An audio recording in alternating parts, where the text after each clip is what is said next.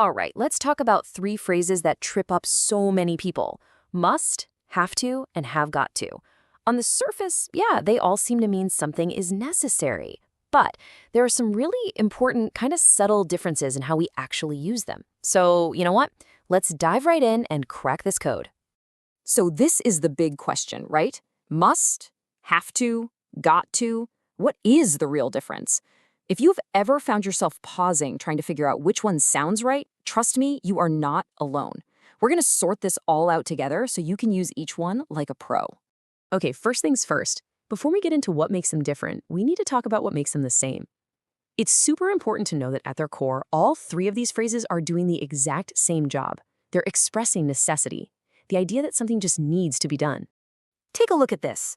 All applicants must take an entrance exam. When you see the word must here, especially in a formal context like this, it feels really strong, doesn't it? It communicates a strict rule. There's no getting around it. That exam is a requirement. It's very direct, very authoritative. Now, what happens if we just swap must for have to? Well, in this specific case, absolutely nothing changes. The meaning is identical. The exam is still a mandatory requirement. So yeah, sometimes they are completely interchangeable. Right. So if they can mean the same thing, you might be asking, why do we even have different words for it? Well, that's because this is just where the story begins. The real magic is knowing when you can't swap them. And that's where we're going next. And here it is, the first major split, what I like to call the great divide between must and have to. This is where things like formality, a sense of urgency, and just normal everyday conversation start to dictate which word sounds better. So think of must as the heavyweight champion. It packs a punch, it feels strong, formal, and it signals that something is incredibly important, maybe even urgent. It is definitely not a casual suggestion. And you'll see this in action everywhere. Must is perfect for written rules, like on a sign at school. You'll see it in legal documents and official instructions. It's also what you'd use to be really firm and clear with a little kid, You must stay away from the stove. The tone is serious, it's non-negotiable. Okay, now let's flip over to its counterpart. Have to is like your favorite pair of jeans. It just works for almost any situation. It's the common, neutral, all-purpose way to talk about necessity, and it fits right into everyday chats without sounding too intense. And you can see how versatile it is. You have to talk to a friend. You have to prepare a paper for class. It covers all those general needs. And crucially, it's what we use for questions. I mean, you'd almost never ask, must you leave? It sounds so formal and strange. Do you have to leave? That sounds perfectly natural. All right, let's pull all that together and look at it side by side. This is a really great way to get a visual on when you should be reaching for must and when have to is the better call.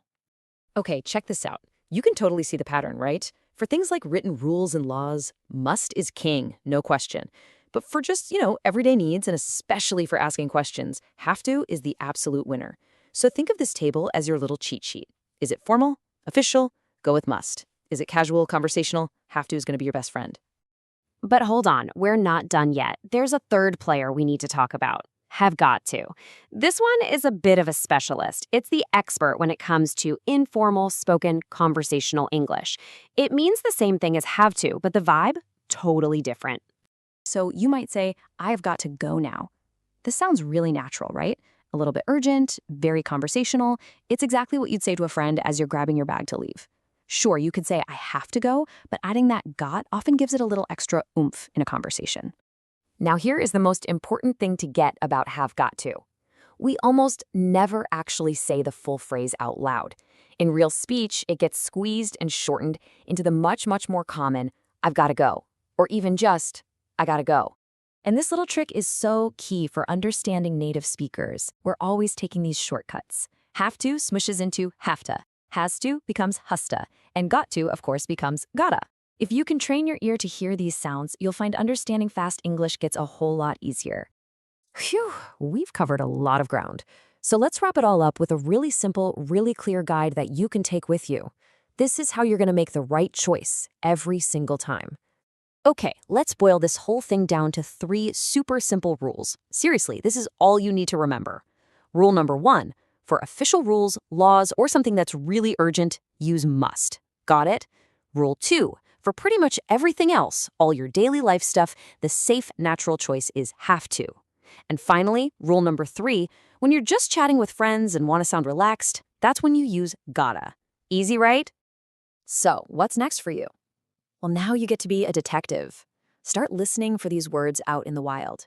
Pay attention in movies, during meetings, on the street. Now that you've cracked the code, I promise you'll start noticing these patterns everywhere. So, where do you think you're going to hear them first?